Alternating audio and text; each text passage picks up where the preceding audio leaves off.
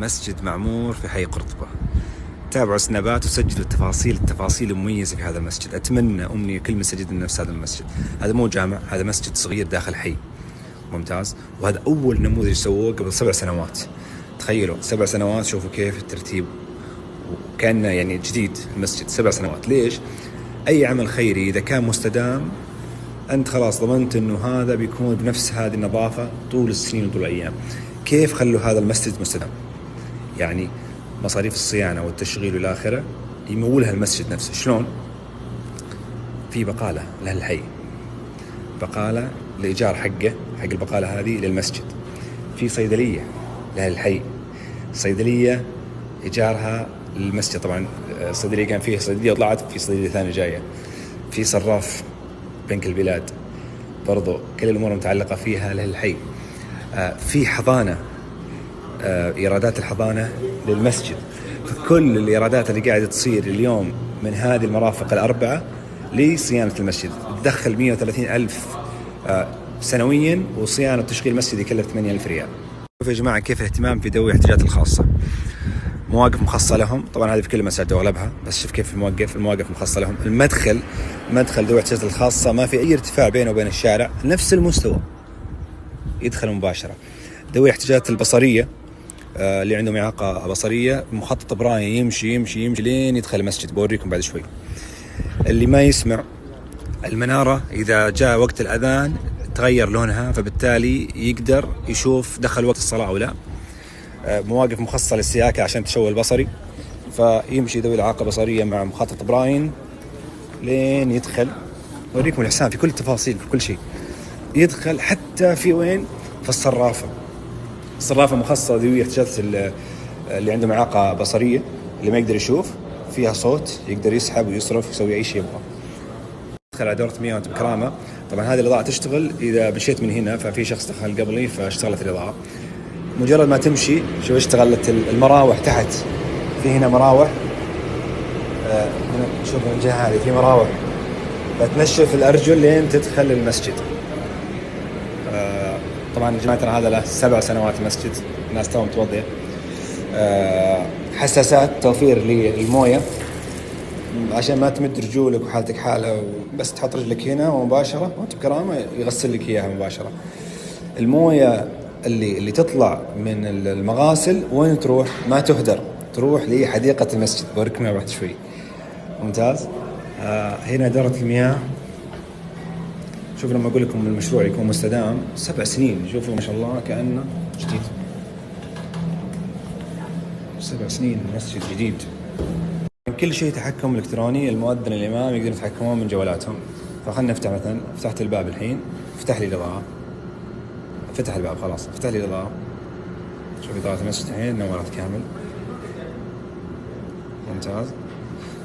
فكل التفاصيل في هذا التطبيق. حطيت العالم كنت بكرامة هنا، تدخل المسجد. بوريكم وش المميز المسجد.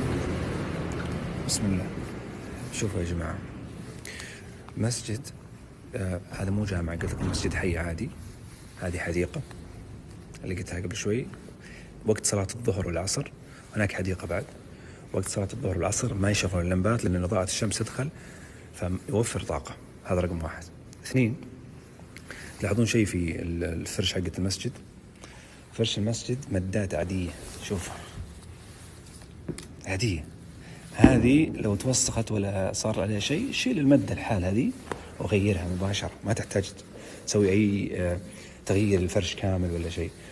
2، الفواصل اللي بينها هذه عشان تعالج مشكلة الممرات طبعا، وتعالج مشكلة الكراسي. اللي يصلون في مسجد يعرفون عندنا مشكلة دائما في يجيك واحد جايب كرسي يغطي على الكرسي اللي بعده، فخلاص هذا يصير جالس على نفس المسار حق الكرسي. الشاشات تشوفون هذه فيها كل الأمور المتعلقة بالمسجد.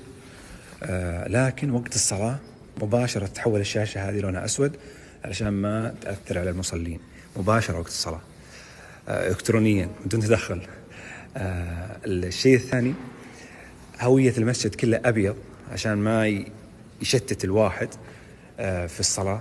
فكل المسجد لون أبيض، تشوفون كامل. ما في فلسفة، مسجد بسيط، مسجد حي.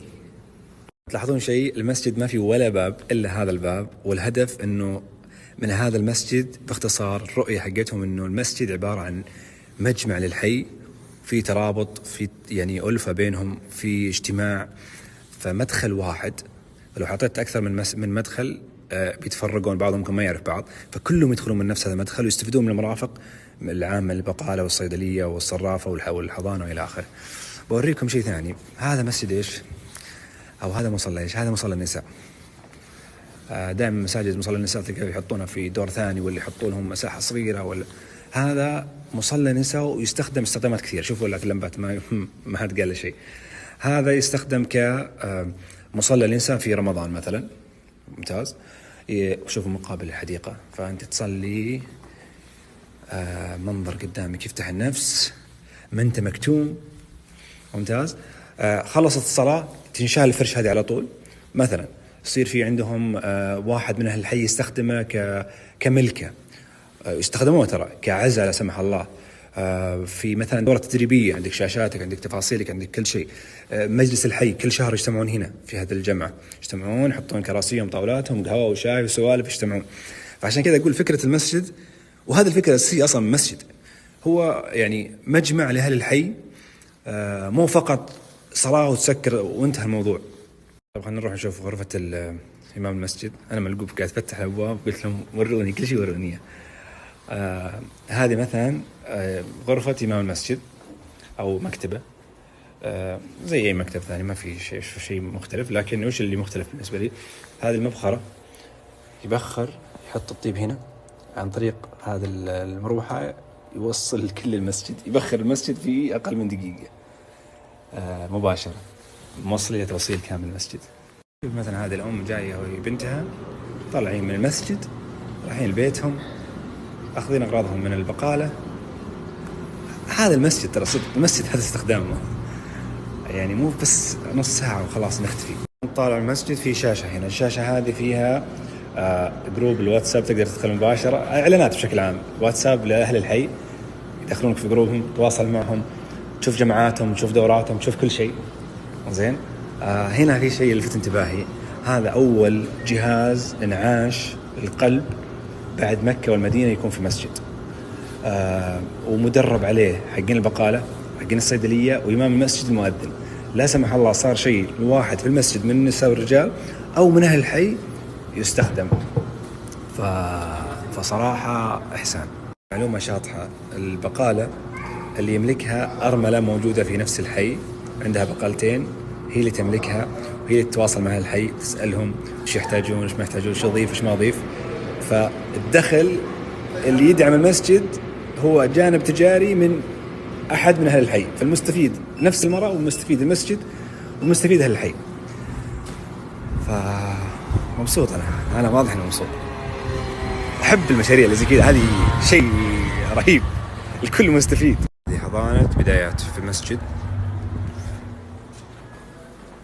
شوفوا من الأطفال اسمعهم. هذه حضانة جوا المسجد، مطبخ،